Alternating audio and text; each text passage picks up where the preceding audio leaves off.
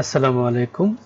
Web Dave syntax YouTube চ্যানেলে আপনাকে স্বাগত জানাচ্ছি মার্কডাউন কমপ্লিট কোর্সে। প্রথমে আমরা মার্কডাউন কমপ্লিট কোর্সের ওভারভিউটা দেখে নিই। এখানে আমরা কি কভার করব, আমরা জানবো মার্কডাউন আসলে কি, এর বেসিক সিনটেক্স সাথে প্র্যাকটিস করব, টেক্সট, লিস্ট, লিংক, ইমেজ এভাবে কিভাবে হয়। আর কোর্স শেষে আমরা দেখব টু ডু প্রজেক্ট কিভাবে ক্রিয়েট করা যায় মার্কডাউনে। ওকে, তো মার্কডাউন আসলে কি? মার্কডাউন একটা লাইট ওয়েট মার্কআপ ল্যাঙ্গুয়েজ। এটা মূলত ব্যবহার করা হয় টেক্সট ফরম্যাট করার জন্য। একটা ডকুমেন্টেশনে টেক্সট বোল্ড হয়, ইটালিক হয়, ব্লক ব্যবহার করতে হয়, মাঝে মাঝে ছবি ইউজ করতে হয়। তো এই সম্পূর্ণ ফরম্যাটিংটা মার্কডাউনে লেখা যায়। মার্কডাউন মূলত ব্যবহার করা হয় গিটহাবের রেডমি ফাইলটা এডিট করতে, ডকুমেন্টেশন তৈরি করতে, ব্লক করা যায়, বইও লেখা যায় মার্কডাউন দিয়ে। মূলত ডকুমেন্টেশনের কাজে মার্কডাউন ব্যবহার করা হয়। এর হিস্ট্রিটা কেমন? 2004 সালে জন গ্রুবার নামে একজন ভদ্রলোক মার্কডাউন তৈরি করেন এবং একটা অফিসিয়াল ডকুমেন্টেশন পেজ আছে ওনার, ডেয়ারিং ফায়ারবল নামে। হ্যাঁ, আমরা গুগলে সার্চ করলে এটা পেয়ে যাব। ওয়েবসাইটটা দেখতে এরকম।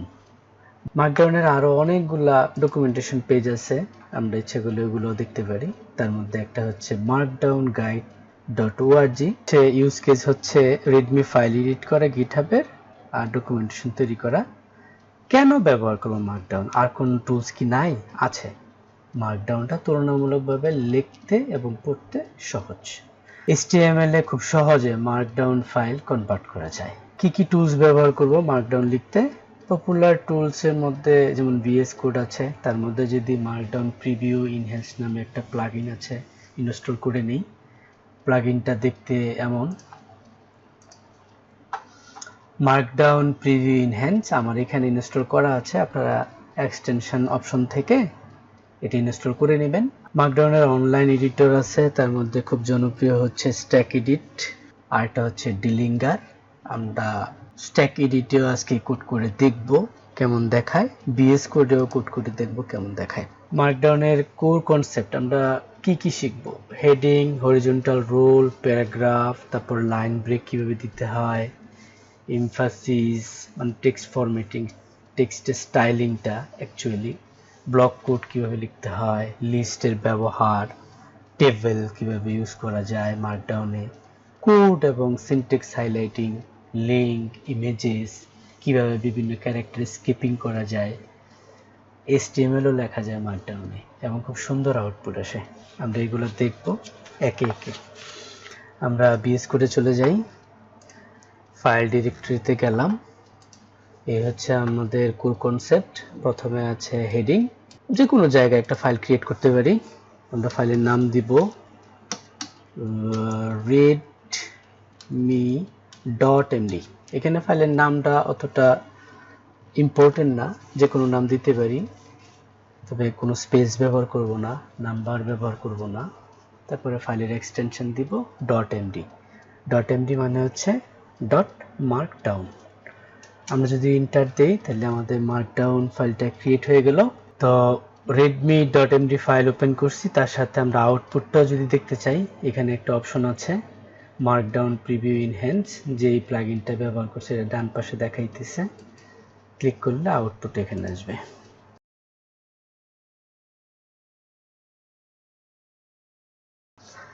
হেডিংটা শুরু করতে হয় হ্যাশ দিয়ে, হ্যাশের পর আমরা একটা স্পেস, তো আমাদের খুব সুন্দর আউটপুট দেখাইতেছে। HTML এর মতো এখানে 6টা হেডিং আমরা লিখতে পারি। ফার্স্ট হেডিং লিখছি, আমরা সেকেন্ড হেডিংটা লিখব, দুটা হ্যাশ ব্যবহার করব, দ্বিতীয় নাম্বার হেডিং এর জন্য দুটা হ্যাশ। এভাবে আমরা 6টা হেডিং লিখতে পারি। হেডিং, ফার্স্ট হেডিং এবং সেকেন্ড হেডিং লেখার আরো একটা সিস্টেম আছে। আচ্ছা, যেমন আমি যদি এটুকু লিখি, এখানে লেখার পরে দুইটা ইকুয়াল দিই, দুইটা দিতে পারি, তিনটা দিতে পারি। ঠিক সিমিলার ফার্স্ট হেডিং এর মতো এখানেও আমরা একটা ফার্স্ট হেডিং পেয়ে গেলাম। আমরা সেকেন্ড হেডিংটাও লিখতে পারি ডাবল ড্যাশ লিখে নিচে। আমরা এই দুইটা হেডিং এই দুইভাবে লিখতে পারি।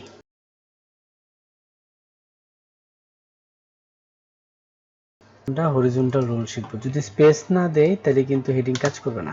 আর আগে যা শিখছি তা আমরা HTML এর মতো কমেন্ট করে রাখতে পারি। তা আমরা সাথে সাথে কমেন্ট একটু শিখে। আর নিচে আমরা যদি 3টা স্ট্যাটিস্টিক সাইন দেই তাহলে হরিজন্টাল রুল তৈরি হইল। শুধু 3টা আন্ডারস্কোর যদি দেই তাহলে আমরা হরিজন্টাল রুল একটা ক্রিয়েট করতে পারি। 3টা স্ট্যাটিস্টিক সাইন ব্যবহার করে হরিজন্টাল রুল ক্রিয়েট করতে পারি। 3টা আন্ডারস্কোর ব্যবহার করলে আমরা হরিজন্টাল রুল ক্রিয়েট করতে পারি। তা আমরা 3টা হরিজন্টাল রুল তৈরি করতে চাইছি। আমরা 3টা ড্যাশ ব্যবহার করছি, হরিজন্টাল রুল তৈরি হয়ে গেছে একটা। 3টা স্ট্যাটিস্টিক সাইন ব্যবহার করছি, একটা হরিজন্টাল রুল পাইছি। 3টা আন্ডারস্কোর ব্যবহার করছি, একটা হরিজন্টাল রুল পাইছি।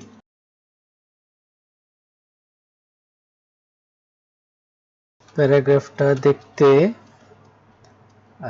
অনেকটা HTML এর p ট্যাগের মতো হচ্ছে প্যারাগ্রাফ। আমরা এই যে একটা হেডিং তার ঠিক নিচে একটা এন্টার দিলাম। এখান থেকে প্যারাগ্রাফ লেখার জন্য আমরা এই টেক্সটগুলো নিয়ে আসি, তাহলে আমাদের জন্য আরো সহজ হয়। হ্যাঁ, এই হচ্ছে একটা প্যারাগ্রাফ। এই হচ্ছে প্যারাগ্রাফ। আমরা যদি এই অংশটুকু কেটে আবার দেই তাহলে এখানে 2টা প্যারাগ্রাফ তৈরি হয়ে গেল। মানে আমরা একটা লাইন ব্রেক দিয়ে যদি টেক্সট লিখতে থাকি তাহলে সেকেন্ড প্যারাগ্রাফ তৈরি হলো। এভাবে আমরা আলাদা আলাদা প্যারাগ্রাফ তৈরি করতে পারি।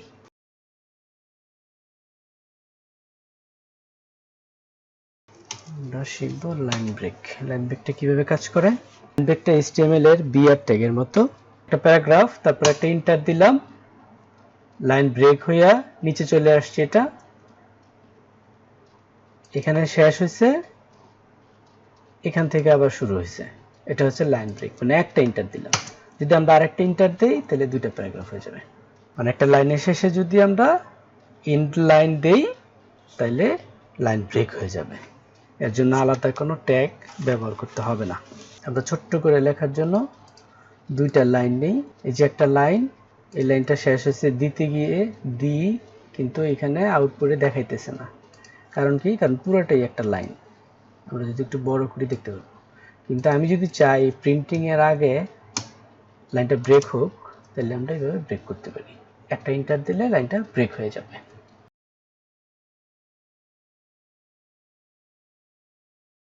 টেক্সট স্টাইলিং এ কি লেখা যাবে? আমরা সিঙ্গেল স্ট্যাটিস্টিক্স ব্যবহার করব এমফাসিস করার জন্য। দিস ইজ এমফাসিস, পরে একটা দিব, আগে একটা দিব। আমার লেখাটা ইটালিক হয়ে গেছে। এটা কি আমরা আরেকভাবে করতে পারি? জি পারি। আমরা এই লাইনটাকেই যদি আন্ডারস্কোর দিয়ে র‍্যাপ করি, সেম আউটপুট। এটা হচ্ছে এমফাসিস। ঠিক আছে, এমফাসিস। স্ট্রং করতে হলে ঠিক সেম লাইনটাই স্ট্রং, 2টা স্ট্যাটিস্টিক্স দিব, হয়ে যাবে স্ট্রং। আমরা 2টা আন্ডারলাইন ব্যবহার করে স্ট্রং করতে পারি। একটা 2টা, এই পাশেও 2টা র‍্যাপ করে দিলাম। সরি, এটা স্ট্রং হয়ে গেল, সেম আউটপুট। এটা দেখতে কেমন? এটা দেখতে ব্যবহার করব এসএমপি, এই পাশেও ব্যবহার করব এটার ক্লোজিং ট্যাগ এসএমপি, তারপরে মাঝে লিখব দিস ইজ মনোস্পেসড টেক্সট। আমরা আন্ডারলাইনটাকেই আন্ডারলাইন করে দিই। একটা ট্যাগ আছে INS, এটা ক্লোজ করে দিই এবং দেখি যে লেখাটা আন্ডারলাইন হয়ে গেছে। আমরা স্ট্রাইক থ্রু লিখতে পারি। This is strike through. আমরা এই লেখাটাকে 2টা টিল্ট সাইন দিয়ে যদি র‍্যাপ করি তাহলে এটা স্ট্রাইক থ্রো।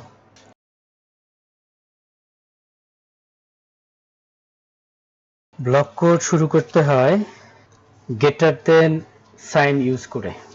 যেমন আমি একটা গ্রেটার দেন সাইন দিলাম এবং উপর থেকে টেক্সট যদি নিয়ে আসি ব্লক কোড, আমি এইটুকু নিয়ে আসলাম, তাহলে কেমন দেখায়, আমাদের ব্লক কোড তৈরি হয়ে গেল। আমরা ব্লক কোডের পরে যদি এন্টার দিয়ে আরো কিছু লিখতে থাকি ওইগুলো কিন্তু ব্লক কোডের মধ্যে পড়ে যায়। এই লেখাটুকু তো ব্লক কোডে আমি রাখতে চাই না, এটাকে আমি আলাদা করব কিভাবে? আমি এখানে যদি একটা এন্টার দেই তাহলে ব্লক কোডের বাইরে চলে আসছে। আমরা ব্লক কোডের মধ্যে নেস্টেড ব্লক কোড লিখতে পারি। যদি এখানে দুইটা দেই তাহলে ব্লক কোডের মধ্যে আরেকটা ব্লক কোড হয়ে গেল। আমরা এইটুকু করে লিখি nested block code, this is nested block code. আমরা আরেকটা নেস্টেড করতে পারি, এরকম যত ইচ্ছা করতে পারবো নেস্টেড।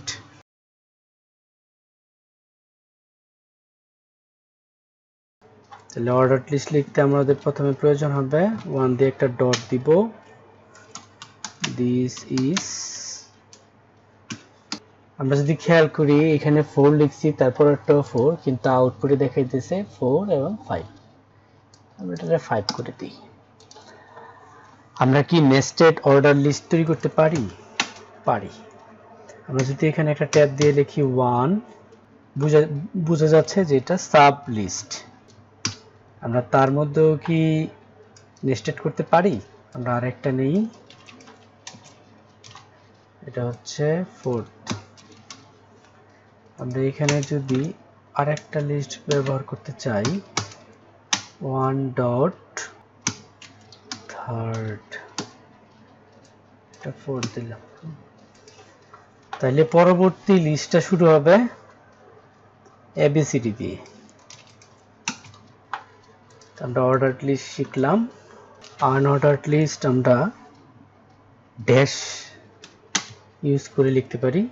আমি একটা ড্যাশ দিলাম, একটা বুলেট সাইন তৈরি হয়ে গেল, তারপর লিখলাম দিস ইজ ফার্স্ট। আমরা এই কাজটাই আরেকভাবে করতে পারি। আমরা যদি অ্যাস্টেরিস্টিক সাইন দিয়ে স্পেস দেই তাহলে চলে আসবে সিমিলারলি সেকেন্ড আইটেম। আমরা যদি প্লাস সাইন ব্যবহার করি তাহলেও আমরা সেম কাজটাই করতে পারি। প্লাস সাইন ব্যবহার করে আমরা ড্যাশ বা মাইনাস ব্যবহার করতে পারি, প্লাস ব্যবহার করতে পারি, অ্যাস্টেরিস্টিক সাইন ব্যবহার করতে পারি। আমি এই লাইনটাই কয়েকবার কপি করে নিই।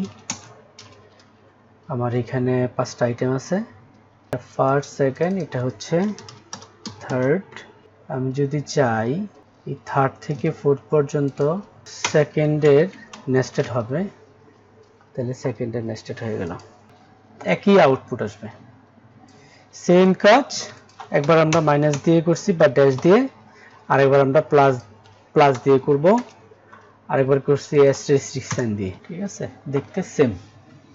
এটা ফার্স্ট করছি মাইনাস বা ড্যাশ দিয়ে, তারপরে দ্বিতীয় নেস্টেড আনঅর্ডারড লিস্ট তৈরি করছি আমরা অ্যাস্টেরিস্টিক সাইন দিয়ে, তৃতীয়টা তৈরি করছি প্লাস সাইন দিয়ে। আমরা টেবিলটা শিখব। প্রথমে টেবিল শুরু করার জন্য দেব একটা পাইপ সাইন, লিখব নেম, একটা পাইপ সাইন, তারপরে পাইপ সাইনের পরে আমরা একটা ড্যাশ দিলাম, একটা পাইপ সাইন দিলাম। যতক্ষণ পর্যন্ত কলাম, এটা 1 নাম্বার কলাম, 2 নাম্বার, 3 নাম্বার, এখানে কলাম হচ্ছে 4টা। আমার যতক্ষণ পর্যন্ত 4টা কলাম না হবে ততক্ষণ পর্যন্ত টেবিল শুরু করবে না। এবং এখানে যদি আমরা খেয়াল করি আউটপুটে প্রত্যেকটা টেক্সট আসতেছে বাম দিক থেকে, মানে ডিফল্ট। আমরা এটা এখান থেকে চেঞ্জ করতে পারি। কেমন চেঞ্জ করতে পারি?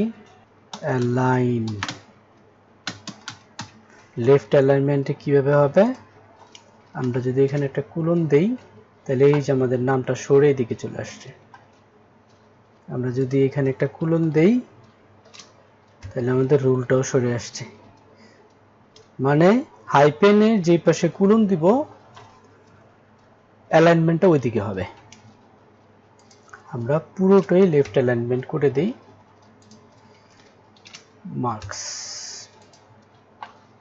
ঠিক আছে, আমরা যদি মার্কসটা একটু বেশি দেই তাহলে বুঝতে পারবো অ্যালাইনমেন্টটা।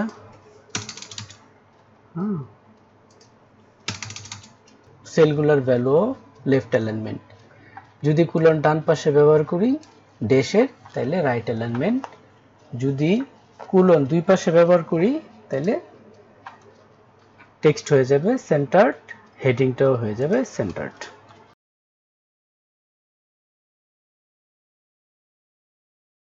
আমাদের কিবোর্ডের টিল্ট সাইনের যে নিচে একটা চিহ্ন আছে এটাকে বলা হয় ব্যাক ট্রিক। আমরা ব্যাক ট্রিক ব্যবহার করে কোনো একটা টেক্সটকে হাইলাইট করতে পারি। যেমন দিস ইজ, একটা নর্মাল টেক্সট লিখলাম, আমরা চাইতেছি কোডটাকে হাইলাইট করব, তাহলে কোডটা হাইলাইট হয়ে গেল। এটা হচ্ছে নর্মাল টেক্সট। যে কোনো টেক্সটকে যদি ব্যাকট্রিক দ্বারা আবৃত করি তাহলে ওই যেটুকু আবৃত করব, র্যাপিং করব, ওইটুকু হয়ে যাবে হাইলাইটেড। যেমন আরেকটা আমরা করি, এখান থেকে এই প্রিন্টিং পর্যন্ত করি, তাহলে এই লেখাটুকু হয়ে গেল হাইলাইটেড। সিমিলারলি আমরা যে কোনো প্রোগ্রামিং ল্যাঙ্গুয়েজের সিনট্যাক্সকেও হাইলাইট করতে পারি।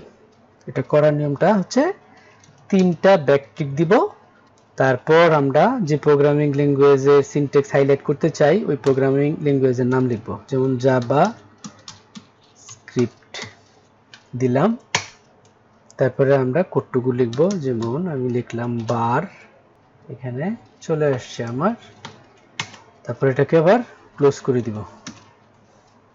ক্লোজ করে দিলে ওই নিচের অংশটুকু চলে যাবে।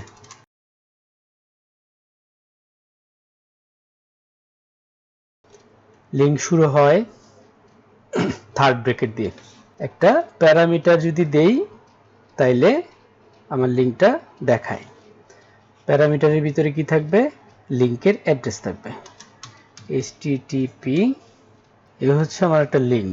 লিঙ্কটাতে আমি যদি চাই যে উপরে ধরলে সে একটা টাইটেল শো করবে, সেই ক্ষেত্রে আমরা এখানে ডাবল কোটেশনের মধ্যে লিখতে পারি দিস ইজ। এবার যদি আমি উপরে ধরি তাহলে একটা টাইটেল শো করে দিস ইজ google.com। আমরা ইনলাইন লিঙ্কস দেখলাম, এবার আমরা রেফারেন্স লিঙ্ক দেখব। রেফারেন্স লিঙ্কটা কেমন হয়? আমরা এখানে দুইটা থার্ড ব্র্যাকেট ব্যবহার করব। প্রথমটাতে লিখব লিঙ্কের যে নামটা দেখাবে দিস ইজ রেফারেন্স লিঙ্ক। পরেরটার মধ্যে আমরা দিলাম জাস্ট আইডি, কিছুই শো করতেছে না। তারপরে আমরা লিখব আইডি একটা কুলন, তারপরে যদি আমরা অ্যাড্রেসটা দিয়ে দিই তাহলে কি হলো? লিঙ্ক তৈরি হলো। তো দ্বিতীয়টাতে যদি লিঙ্ক তৈরি হয় প্রথমে আমাদের আইডি লেখার দরকার ছিল কি? আমরা এইটুকুরে যদি বাদ দিই তাহলে আমাদের দ্বিতীয় লাইনের জন্য কোনো ইফেক্ট নাই। এই যে প্রথম লাইনের সাথে দ্বিতীয় লাইনের যে একটা সম্পর্ক করে লিঙ্ক, এটাকে বলা হয় রেফারেন্সিয়াল লিঙ্ক।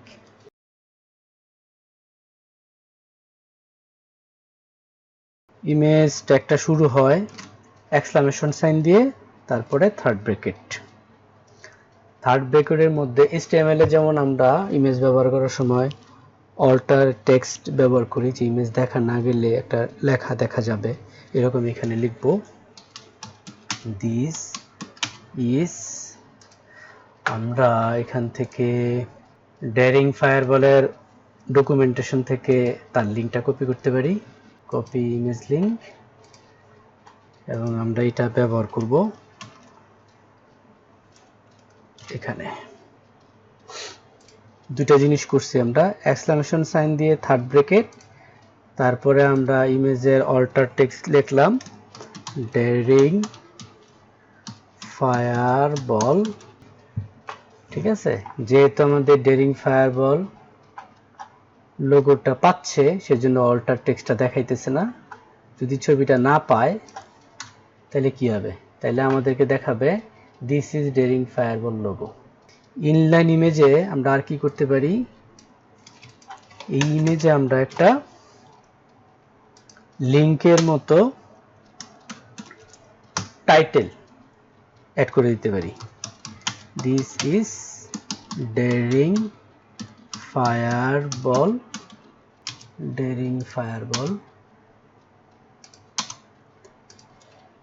লোগো। ঠিক আছে, আমরা যদি প্রথম ইমেজটাতে যাই কিছুই দেখায় না, কারণ এখানে কোনো টাইটেল অ্যাড করিনি, টাইটেলটা অপশনাল। দ্বিতীয়টাতে আমরা অ্যাড করছি টাইটেল, এবং উপরে ধরলে দেখায় দিস ইজ রেফারেন্সিয়াল লিংকের মতো একটা আইডি দেওয়া থাকে। ভিতরে আমরা লিখলাম this is daring fireball logo. তারপরে আমরা একটা থার্ড ব্র্যাকেট দিয়ে আইডি দিয়ে দিলাম, একটা রেফারেন্স ছাড়লাম। এবার আইডিতে যে কুলুম দিয়ে আমরা ওই অ্যাড্রেসটুকু দিয়ে দিব।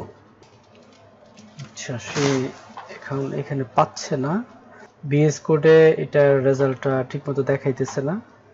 আমরা এই রেজাল্টটা অনলাইন এডিটর এখানে দেখি কেমন দেখা যায়। এখানে কাজ করতেছে। তা আমরা প্রথমে লিখলাম এক্সক্লামেশন, তারপরে আমরা লিখতে পারি এখানে this is daring fireball logo. তারপরে একটা রেফারেন্সিয়াল আইডি দিলাম, আর আইডিটার ভিতরে অ্যাড্রেসটা দিয়ে দিলাম লোগোটার। অপশনাল হিসাবে আমি যদি উপরে ধরি তাহলে দেখাবে অপশনাল টাইটেল অ্যাট্রিবিউট। এখানে লিখতে পারি দিস ইজ অপশনাল টাইটেল। ঠিক আছে, তো এই হচ্ছে রেফারেন্সিয়াল ইমেজ।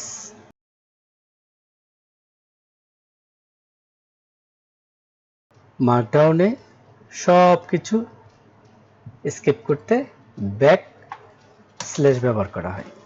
আমি ব্যাকট্রিক দিছি, তারপর লিখছি কোড, তারপর ব্যাকট্রিক দিছি। আমার কিন্তু ব্যাকট্রিক দেখাইতেছে না, এই লেখাটুকু হাইলাইট হয়ে আছে। আমি যদি ব্যাক স্ল্যাশ দেই ব্যাকট্রিকের আগে, তাহলে কিন্তু আমার ব্যাকট্রিকটা দেখাইতেছে। আমি ব্যাক স্ল্যাশ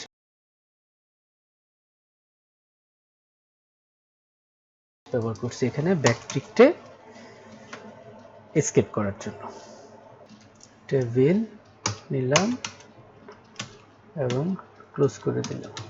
আমরা এইভাবে মার্কডাউনের ভিতরে HTML কোড লিখতে পারি। এখন আমরা এটাকে যদি ডিটেইলসের ভিতরে দিয়ে দিই, দেখতে আর একটু সুন্দর হবে। এটাকে র্যাপ করব ডিটেইলস নামে একটা ট্যাগ আছে, ওইটার মাধ্যমে। আমরা এইটুকুকে একটু ইনডেন্ট করে দেই, সরি। এখানে ক্লিক করলে দেখায় আমার টেবিল।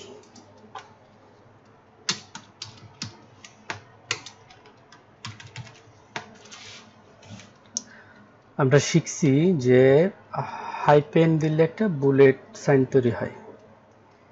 হাইপেনের পরে যদি আমরা একটা স্কোয়ার ব্র্যাকেট দেই এবং একটু স্পেস দিলাম, তারপরে লিখি দিস ইজ ফার্স্ট টাস্ক। কিছুই হলো না, কিন্তু আমরা হাইপেনের পরে যদি একটা স্পেস দেই তাহলে আমাদের এখানে একটা চেকলিস্ট তৈরি হলো। ফার্স্ট কাজ কি? ফার্স্ট কাজ হচ্ছে HTML শেখা। তারপরে সেকেন্ড কাজ কি হবে? CSS শেখা। তারপরে শিখব কি? PHP। আমরা যদি এর মধ্যে x দেই তাহলে এটা একটা টিক মার্ক পড়ে, বা টিক মার্ক দেওয়ার অপশন নাই। আমরা এটাকে অনলাইন কোড এডিটরে নিয়ে দেখব কেমন দেখায়। এরকম দেখায় টু ডু লিস্ট, তারপরে আমরা এটাকে চেক করতে পারি। আমরা এখানে চেক করব আর এখানে একটা করে এক্স পড়বে ভিতরে। তো আশা করি আমার এই ফুল কোর্সটা আপনাদের সবারই ভালো লাগছে। আজকে এই পর্যন্তই। Thank you.